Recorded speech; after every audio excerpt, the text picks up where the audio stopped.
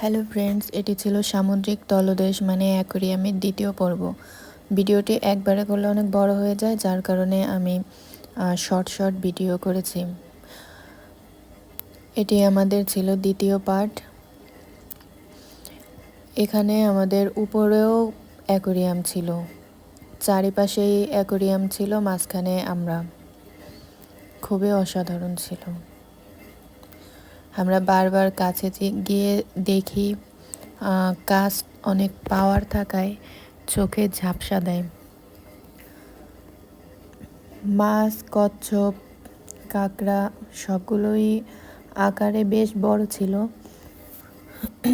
এদের অনেক বয়স, কিন্তু কাচের ভিতর আটকা থাকার কারণে হয়তোবা এরকম দেখা যায়। অনেক মানুষ ছিল, যেহেতু আমরা পুরো সিজনের সময় গিয়েছিলাম কক্সবাজার। খুবই এনজয় করেছি এখানে এসে। আমাদের হাতে বেশি টাইম ছিল না, গাড়ির টিকিট কাটা ছিল, যার কারণে আর থাকতে পারিনি। তারপরও পুরোটাই আমরা ঘুরে দেখেছিলাম নিরিবিলি। আমার ভিডিওটি আপনাদের কাছে কেমন লেগেছে আমার কমেন্ট বক্সে অবশ্যই জানাবেন। আর এখানে আমাদের মতো আরও কে কে গিয়েছেন, যাবেন, আমাকে কমেন্ট বক্সে জানাবেন। সবাই ভালো থাকবেন। আল্লাহ হাফেজ।